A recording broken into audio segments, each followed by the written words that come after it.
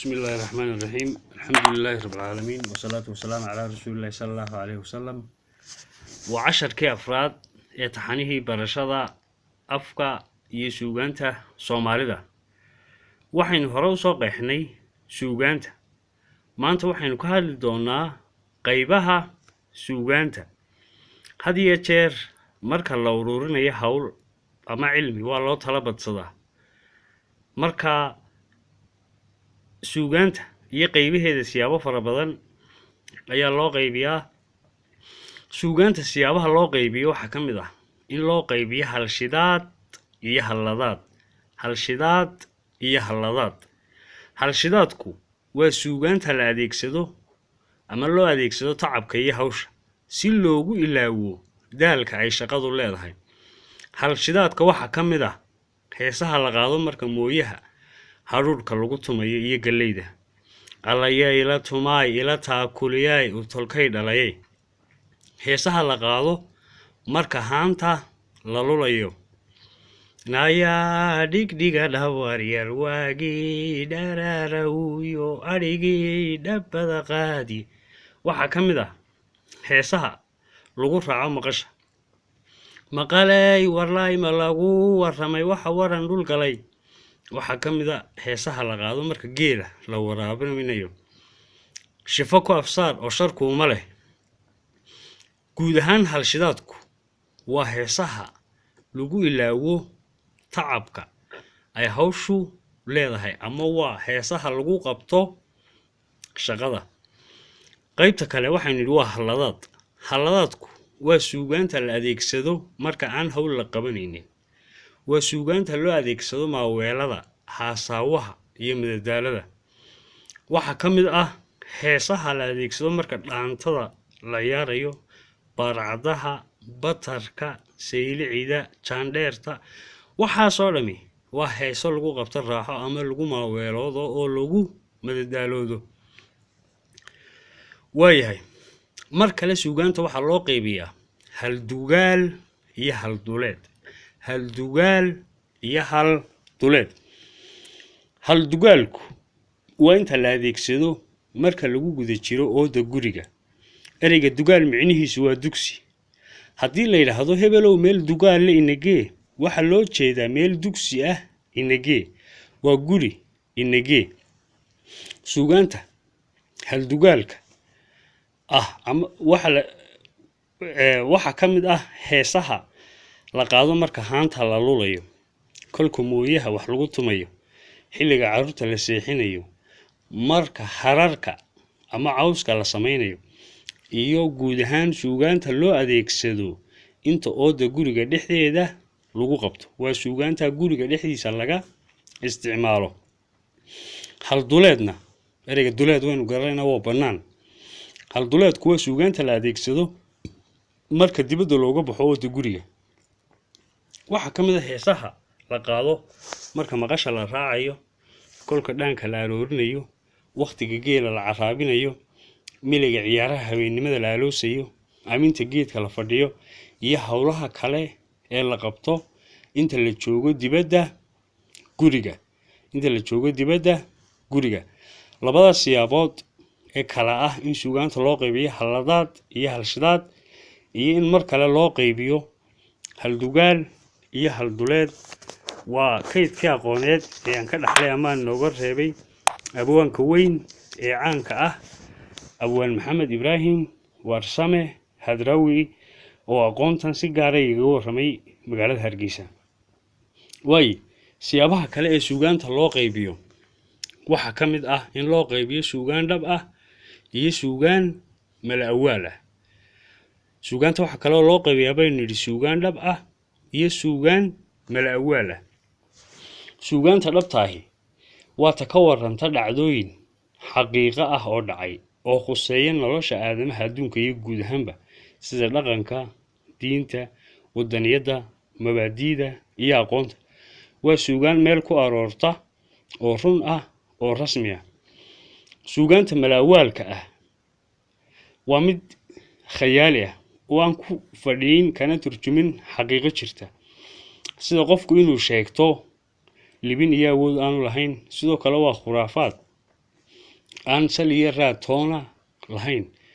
waaye waxa ka mid ah gabayadii caanka ahaa ee aynu naqaanay ee naftiha farhiirtii intaan colol labay guluf u henseeyey. suugaanta waxaa loo qaybin karaa baynu nidhi suugaan dhab ah iyo suugaan malawaal ah. mar kale suugaanta waxaa loo qaybin karaa suugaan la dhaxlay iyo suugaan la curiyey. suugaanta waxaa loo qaybin karaa mar kale suugaan la dhaxlay iyo suugaan la curiyey. suugaanta la dhaxlay waa suugaan aan la sheegi karin ciddii koowaad ee curisay, laakiin la isugu soo gudbiyey sheeko ahaan iyo war ahaan, sidaasna ay isugu tabiyeen oo ay kala dhaxleen jiilal ama facyaal fara badan oo kala dambeeyey. suugaantaas aynu naqaano waxa ka mid ah ee la kala dhaxlay maahmaahyada badankooda iyo sheeko maaweeleedka carruurta lagu sabo. tusaale ahaan suugaanta la dhaxlay ee maahmaahyadu ka mid yihiin ee aynan sheegi karin ciddii koowaad ee samaysay waxaa ka mid ah far keligii fool ma dhaqdo. far keligii fool ma dhaqdo waxaa ka mid ah midho geed saaran looma daadiyo midho gunti ku jira. midho geed saaran kuwo gunti ku jira looma daadiyo, iyaduna waa mahmaha inaan sheegi karin ciddii curisay laakiin aynu dhaxalnay. waxaa ka mid ah waraabihii habarirtii cunay, waraabihii hooyadii cunay habarirtiina ugama soo reeyo.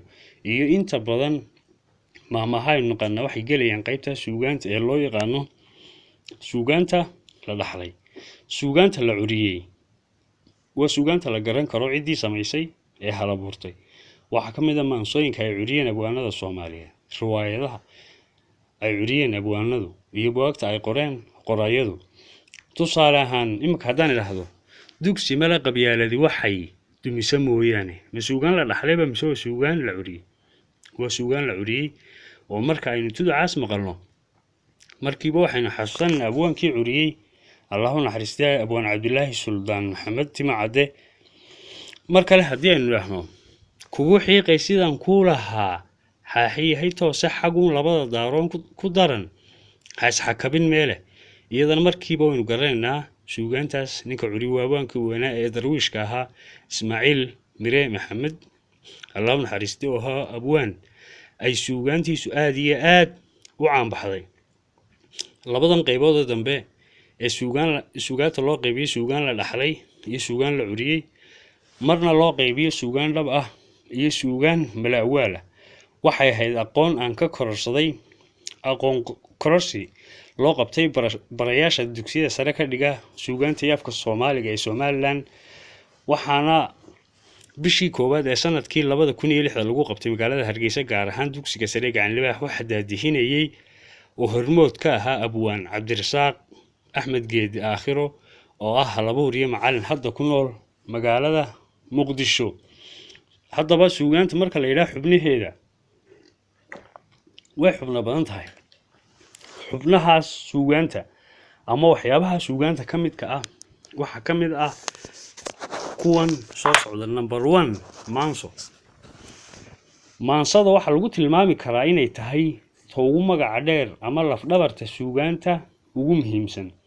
maansadu waa tix ama hawraar isku soo go'an oo leh cabir sugan, miisaan iyo xaraf ay ku aroorto. sidoo kale waxay leedahay luuq gaar ah oo lagu qaado oo laga garto hadalka tiraabta ah.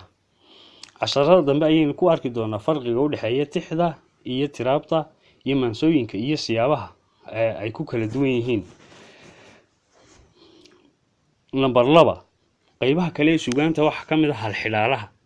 halxidhaaluhu waa wax dadan oo daahan, waa weydiin mas'ale ah oo loogu talagalay in dadka garaadkooda lagu kobciyo, sidoo kale lagu tijaabiyo heerka aqooneed ee qofku leeyahay.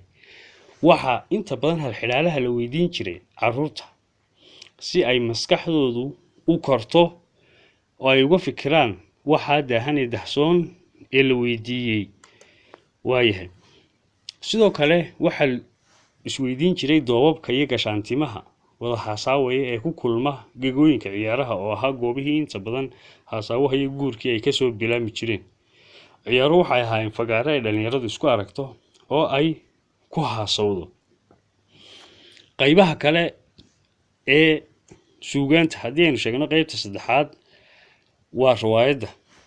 riwaayaddu waa qayb ka mid ah suugaanta waana hab bulshada lagaga dhaadhicin inay fahmaan dhaqankooda, diintooda iyo wacyiga kale ee hadba markaas taagan. waa qaab ummadda loogu baraarujinayo si toos ah ama loogu dareensiinayo xaajo markaas u baahan hadal oo aaloosan oo taagan. riwaayadaha Soomaalida ee caan baxay isla markaana hana qaaday waxa kamid ah riwaayada loo yaqaano musiibada adduunyada iyada oo macallina waxa sameeyay Abwaan Xasan Xaaji Cabdilaahi Xasan Ganay. waxaa lagu tilmaamay inay tahay mid kamid ah riwaayadaha ugu xigmada badan ee la hadda laalifay. riwaayadaha caanka ah ee Soomaalida waxa kamid ah Shabeelnaagood oo uu alifay Xasan Sheekh Muumin.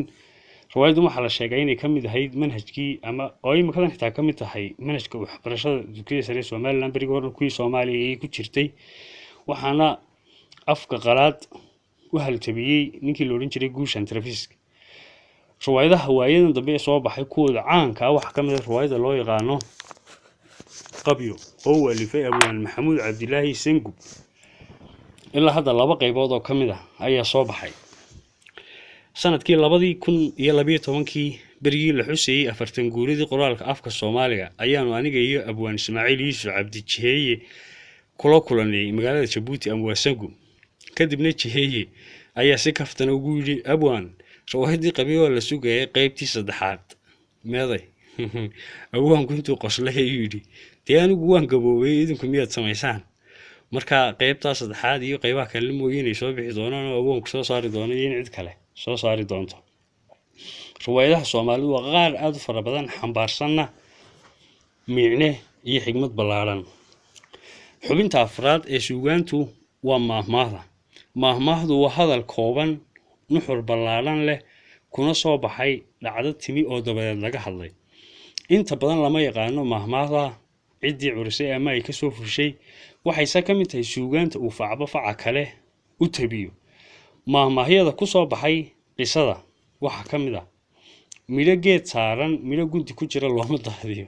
ninbaa waxoogaa intuu soo gurtay midho ah ayaa uu waan daadinaya kuwa halkaa ku yaalay bisil baan soo waxa la yiri midho gunti saaran midho geed saaran midho gunti ku jira looma daadiyo. waxa kale oo la yiri maamaha waxa kamid ah hal libaax arkaysaa ma gudlato. hal libaax arkaysaa ma gudlato waa sheekad dadbanay. waxa la yiri gabadh baa bari leeyay kaalay oo dhacdada ka marag fur oo kadibna waxa aragtay qofkii lagu marag furiyay oo meesha jooga waanay ku marag furi kari weedo waanay ka xishootay. sidaas ayaanay loo yiri hal libaax arkaysaa ma gudlato. maahmaaha sidoo kale waxa dhawaanahan sameeya qaar kamid ah abwaanaha iyo suugaanyahanada Soomaalida laakiin waxay u badan yihiin suugaanta la dhaxlo. markastana waxaan aaminsanahay in kuwaas ku jira suugaanta la dhaxlay ay aad iyo aad u qiimo badan yihiin waana sidii aynu ku soo baranay dhaqanka. maahmaaha iyadoo loo qaybinayo waxyaabaha ay ka kooban yihiin waxa loo qaybiyaa 3 qaybood oo kala ah hal dhul leh ama dhud kaliyaale. hal dhud leh ama dhul kaliyaale iyo laba dhud leh ama laba laag leh iyo 3 dhud leh 3 laag leh. dhudda afka Soomaali ahaan waxa loo yaqaanaa inta u dhaxaysa laba kurtin ee shuban. haweenkana qaarkood waxa loo bixin jiray magaca dhudi taasoo micnaheedu yahay waa gabadhii bilaa turxaynta ahayd ama dhudda kaliyaata ahayd. waa gabadh bilaa turxaan oo shuban baa loo jeedaa. marka habluhu jiraan 14 sano ee ay seeman yihiin waxa loo keeni jiray marka kooban 2 dhudood. markay habluhu weynaadaan ee ay noqdaan gashaantina waxa loo keeni jiray marka kooban 3 dhudood. haddii aan tusaalayaal u soo qaadano 3da qaybood ee maahmaahyada ah ta koobaad hal dhud leh ama dhud kaliyaale.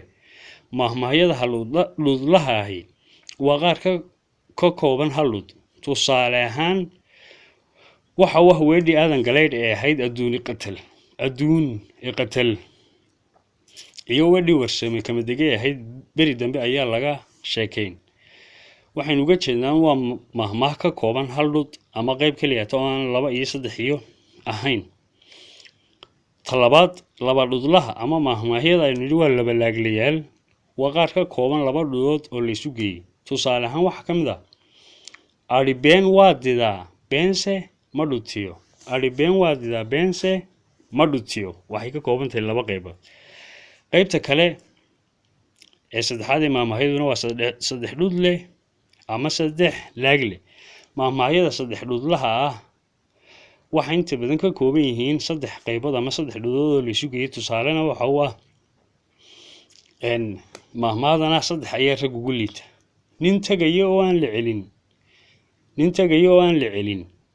nin joogo oo aan la tirin iyo nin maqan oo aan la tabin. Maahmaahyadu siday u kala dhudo badan yihiin ayay u kala qiimo badan yihiin, u kala nuxur badan yihiin, una kala xeedheer yihiin. qaybta shanaad ee suugaanta waxaynu odhanaynaa waxa weeye odhaahda. waxaynu odhanaynaa waa odhaahda. odhaah ama murti baa isku mid ah. odhaahdu waa hadal ku aroora dhacdo run ah oo timi oo laga hadlay, ma xambaarsana micno la mid ah tii maahmaahda, waxaana inta badan la yaqaanaa dhacdadii ay ku soo baxday. odhaahyada caanka ka ah geyga Soomaalida ee faafay waxaa ka mid ah la jiifiyaana bannaan, la joojiyaana bannaan, la jiifiyaana bannaan, la joojiyaana bannaan. waxay yidhaahdeen beri buu nin boqor ah baa deegaan haystay, kadibna wuxuu soo rogay in ninka ay xoolihiisu daaqaan beer uu qof leeyahay waran baa loo taagaya, kadibna warankaasi ilaa inta uu ka buuxsamayo korkiisu hadhuudh ayaa lagu dul tuulaya. markaa dee waran la joojiyey hadhuudhka buuxinaya qarinaya wuu badnaanaya. maalintii dambe ayay xoolihiisi daaqeen beer, kadibna waxa la yidhi warankii baa lagu taagaya boqoroo hadhuudhkii waa in aad ku qarisid waranka. kadibna wuxuu yidhi la jiifiyaana bannaan, la joojiyaana bannaan. odhaahyada kale ama murtiga kale waxaa ka mid ah suldaanow sayr tagayey ayaan soor ka reebay. suldaanow sayr tagayey ayaan soor ka reebay. waxaa la yidhi nin baa beri looga baahday gurigii ama geedkii suldaanka, kadibna uu habsaamo wuu iman waayey. in muddah baa la sugayey. show ninku nin beeraley buu haayo, cirkii soo daayay buu islaah ka faa'iideeyo dalag beer. dadatiiba muddo ku qaadato markuu yimi buu yidhi suldaanow sayr tagayey ayaan soor ka reebay. micneedu waxa weeye iskamaan maqnayne ujeeddu ayaan ku maqnaa. maahmaahyada ama odhaahyada kale caan baxay waxaa ka mid ah ninku arkaya looma sare joogsado. ninku arkaya looma sare joogsado. nin baa lagu yidhi beri miyaad haddii ay hawli jiraan ama xaalku kaa dee liito miyaad la hadashid ninkaa aad xigaalka tihiin ee xoogaaga haysto. kadibna wuxuu yidhi ninku arkaya looma sare joogi. micneheedu waxa weeye qof xaaladaada og dee xaalkaaga loogama warramo. waxaa kale oo odhaahyada ka midka ah tani waa seeto. tani waa seeto. tani waa seetana waynu garanaynaa. dantu waa seeta iyo dabar waa waxaan qofku ka gudbi karin. qaybta lixaad ama xubinta lixaad ee suugaanta waxaynu ku sheegaynaa inay tahay sheekada.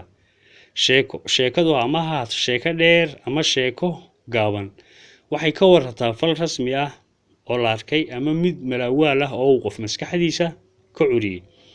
sheekooyinka waxaa loo adeegsan jiray inta badan sabaala ahaan iyagoo lagu maaweelinayo carruurta. sheekooyinka qaarkood waa qaar waxtar leh oo faa'iido u leh dhammaan qaybaha kala duwan ee bulshada. waayahay ka toddobaad ama suugaanta waxaa sidoo kale ka mid ah halqabsiyada. halqabsigu waa hadal uu qof yidhi aamin oo lasoo qaato marka la arko arrin u dhow kii berigaas oo kale. waxaa ka mid ah halqabsiyada caan baxay kii yidhi cigaal shidaadee ahaa geedii hawma waxaan ku mooday mise waxa aad noqotay mise waxa aan loo noqon doonin. waxaa ka mid ah haddee ninkii yidhi inanta waxbaa sheegay, odayga waxbaa sheegay, aniga se waxba ima sheegayaan. sidoo kale halqabsiyada caan baxay waxaa ka mid ah kelmadii suldaan diiriye ee isagoo yar oo geed saaran maqlay dee niman leh waayeel bal inoo doona ee uu yidhi waayeel ha gorina ee wax aqoon inoo doona. halqabsiyada waxaa ka mid ah tii dhalinileeye ee uu yidhi haddaanan karintaa ka guurin goriyo heriyeysanna way nagaga soo bixi. haddaanan karintaa ka guurin goriyo heriyeysanna way nagaga soo bixi. waxaa ka mid ah halqabsiyada caanka ah tii uu yidhi alamsey ama ninkii taageeraha weyn u ahaa xulkii gobolka togdheer ee maantana loogu magac daray gegada kubadda cagta ee burco. alamsey wuxuu yidhi gadhku gadhkaad moodeen ma aha. waxaa la yidhi iyaday laba nin haystaan bay alamsey arkeeno markaasay yidhaahdeen ninkaa gadh kale inoo geeyo isaguna hawshaas oonu doon inuu gala darteed ayuu u yidhi garhku garhkaad moodeen maaha. qaybaha kale ee ama xubnaha kale ee suugaanta waxa ka mid ah waxa loo yaqaanaa halkulabaxu waa shay aan hadlin laakiin Soomaalidu ay ka dhigtay inuu hadlo iyagoo wax kula baxaysa. tusaale ahaan waxa ka mid ah dhuruwa baa hadlay oo yidhi ma anigaan roorayn ma reebadkii baan reebadkii ahayn mise reemaydu ka soo dhacdii ayaan run sheegayn. waynu ognahay inaan waraabo hadlin laakiin Soomaalida ayaa hal kula baxday. waxa la yidhi bari baa habeen dhuruwa ayaa isagoo gaajoonaya wuxuu maqlay ari baa reebadkii halkaa joogay. arigiini baadada hawaa keelka joogay uu sii daayay si uu ariga u cuno kadibna reebadkii buu ka waayay. waraabihii baa wuxuu yidhi ma anigaan roorayn ma reebadkii baan reebadkii ahayn mise reemaydu ka soo dhacdii ayaan run sheegaynin. hal kula baxida kale ee Soomaalida waxa ka mid ah geed baa hadlay oo yidhi gudin yahay haddii aan badhkay kugu jirin imaad goyseen. gudin yahay haddii aan badhkay kugu jirin imaad goyseen. waynu ognahay inaan geedku hadlin laakiin Soomaalida ayaa wax kula baxday adeegsigiisa oo adeegsatay. marka aynu soo koobno waxaynu nidhi xubnaha Allahumma salli ala Muhammad suugaanta waxa ka mid ah maansada number 1, number 2 waa hal xidhaalaha, number 3 waa riwaayada, number 4 waa mahmaahda, 5 waxa weeye oolahda, 6 waa sheekada, 7 waa halqabsiga, 8 waa halkulabaxa iyo 9 oo ah halkudhiga. halkudhigu waa word uu inta badan qof isticmaalo sida tarabay noqon oo kale ama tusaale ahaan war dhagow quustee indhow maxaad baqasheen. waxa ka mid ah halqabsiyada tii caanka baxday ee Aw Xasan Sheekh Cismaan Nuur ee ahayd eesh qiyaasak. waxa ka mid ah dee halkudhigida dhawaan la isticmaalo dee tani waa waali cas. tani waa waali cas oo adeegsado dee Abwaan Cabdi Good barnaamijkiisa raaca afka Soomaaliga ninkii daadihin jiray. haddii aynu intaas ku soo koobno casharkeena aynu ku faalaynay qaybaha suugaanta waxaynu casharka dambe u gudbi doonaa qeexida waxa loo yaqaano maansada iyo shuruudaheeda. sidoo kale waxaynu ugu sii xigi doonaa markaynu ka gudubno qeexida maansada iyo shuruudaheeda aynu cabaar ku hakan doono wixii loo yaqaanay miisaanka maansada. sidoo kale waxaynu u gudbi doonaa maansada iyo qaybaheeda inta gud ee ay noqoto. sidoo kale markaynu inaha ka gudubno waxaynu ka hadli doonaa maansada iyo sida dareenada loogu adeegsado, doorkay taariikhda kaga jirto, ujeedooyinka loo curiyo iyo waxyaabo fara badan oo kale haddii eebbe idmo. intaynu casharka kale ku kulmaynana waxaan idin leeyahay sidaas iyo nabadgelyo. wassalaamu calaykum waraxmatullaahi wabarakaatuh.